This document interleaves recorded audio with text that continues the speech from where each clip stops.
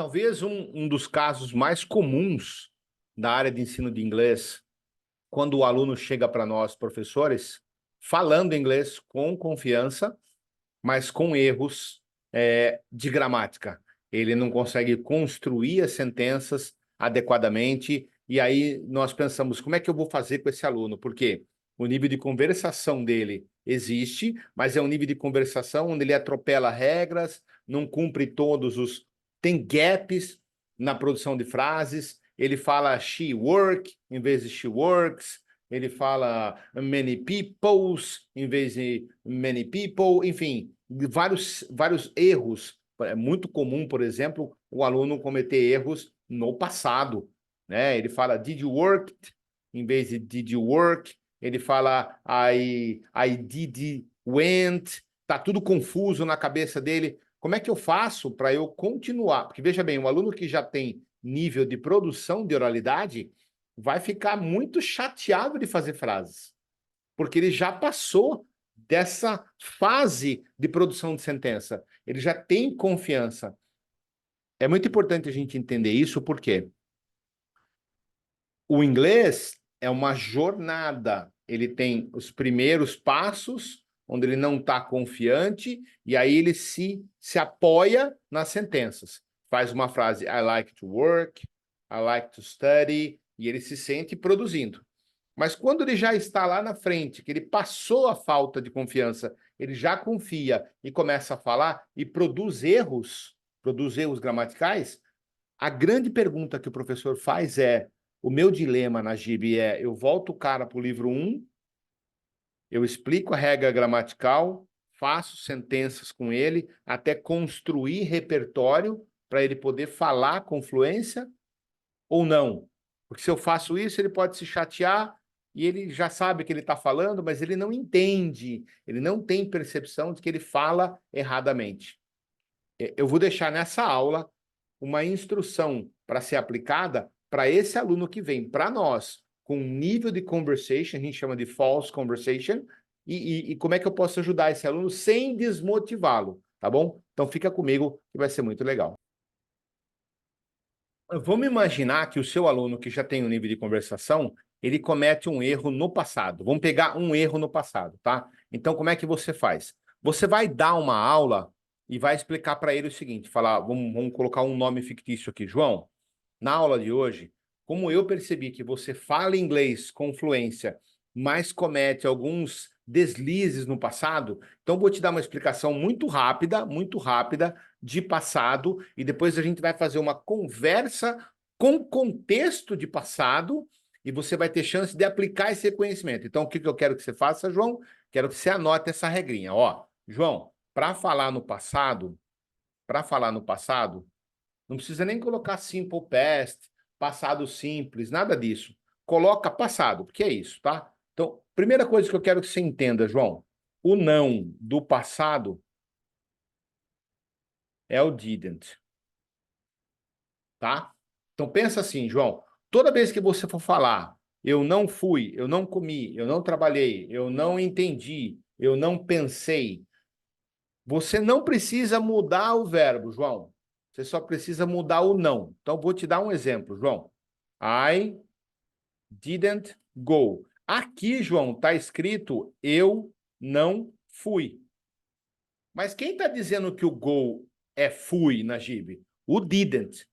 Porque quando o não do passado entra na frase, ele muda toda a frase para o passado. Ele é o elemento que na frase está dizendo, é como se fosse o passaporte, né? É a máquina do tempo que leva o verbo para o passado. Pegou, João? Maravilha. Então, guarda isso. O não do passado é o didn't. O verbo não muda, beleza? Não preciso falar I didn't went. Eu tenho que falar I didn't go, I didn't play. Então, vamos lá, João. Fala para mim rapidinho. Eu não fui. Aí o João vai dizer I didn't go. E eu não joguei. I didn't play. E eu não estudei. Ele vai falar I didn't study. E eu não bebi café hoje. I didn't drink coffee today. Beleza. Gente, não adianta explicar a estrutura e não fazer sentença para ele dar o modelo.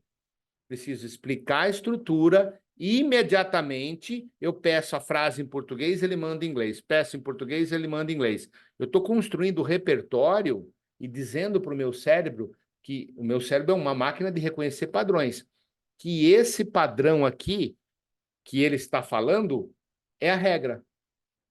O cérebro entende a regra pelo número de vezes que aquela sentença foi construída. Então, por exemplo, ele vai falar várias vezes, I didn't go, ele vai falar, I didn't eat, ele vai falar, I didn't stay, ele vai falar, I didn't drink, ele vai falar, I didn't like, I didn't... deixa eu ver, eu já usei eat, stay, drink, like, play, tá? E olha só, se você olhar na tela, você dá em português. João, fala para mim, eu não comi. Ele, I didn't eat. Eu não fiquei. Ele, I didn't stay. Eu não bebi. Ele, I didn't drink. Eu não gostei. Ele, I didn't like. Eu não joguei. Ele, I didn't play. Nesse momento, ele já está entendendo muito mais rápido que é esse o padrão. Mas se você explicar o conceito e não fizer as frases para masterizar, não adiantou explicar. E divide. O passado é afirmativa, negativa, interrogativa e verbo irregular. Você viu que eu não toquei aqui o que é verbo irregular e irregular. Eu estou deixando bem claro para ele, primeiro, o não do passado é o didn't. Pegou, João? Peguei, tá tranquilo. Então fala para mim, João. Você vai responder negativamente para mim, João, todas as perguntas que eu te fizer, beleza? Então vamos lá, João. Did you go to the park yesterday? Aí ele fala, no, I didn't go. I didn't go to the park yesterday. Ele vai ter dificuldade para responder naturalmente, porque tá masterizado na cabeça dele o verbo no passado mais o didn't, porque ele tá falando errado e ninguém corrigiu ele, tá? Beleza. Faz todas as perguntas e ele responde na negativa. João, vamos para a segunda parte?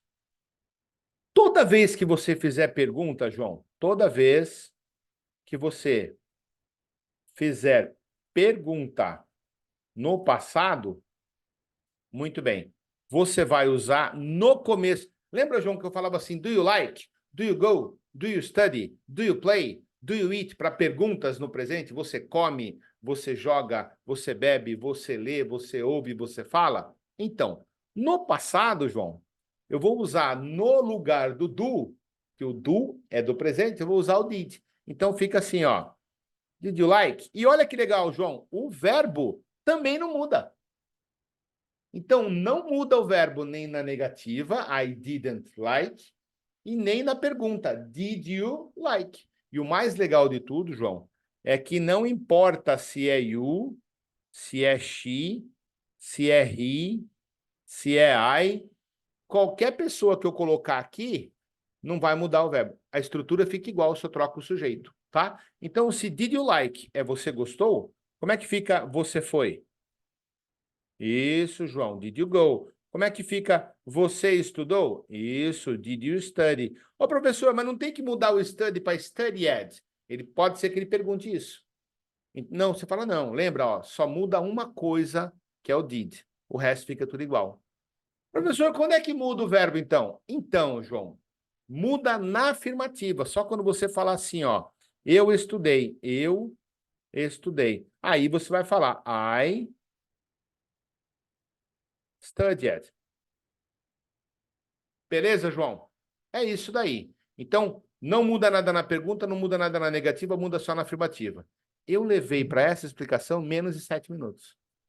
E ela tem que ser assim, dinâmica, fazendo frases. Beleza, então vamos lá. Agora nós vamos para a aula, João. Fala para mim, João, what did you do yesterday? Aí eu vou para a aula de conversação focado no passado.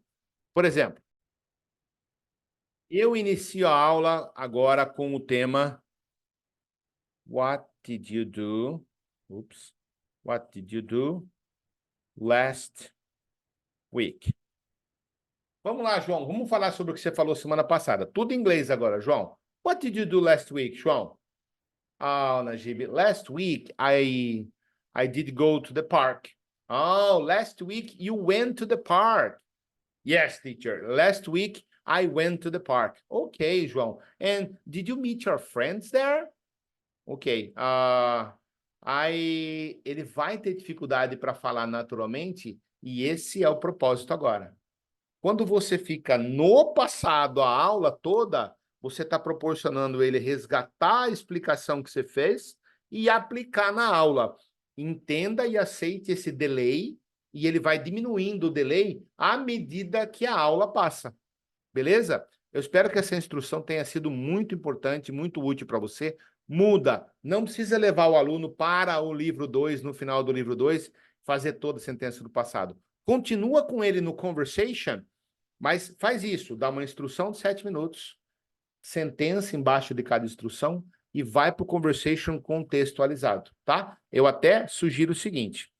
Com esse aplicativo aqui que eu estou usando, que é o Prezi Video for Zoom, você pode, no canto aqui, você pode subir uma imagem, se você quiser, durante a aula, que tem a ver com o passado. Então, você pode subir uma foto sua de quando você foi para a praia, de quando você foi viajar, e você faz uma contextualização disso, trazendo para a aula para tornar mais agradável.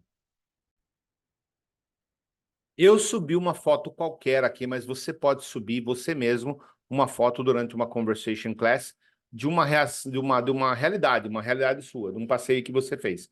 E começar, what did you do last week?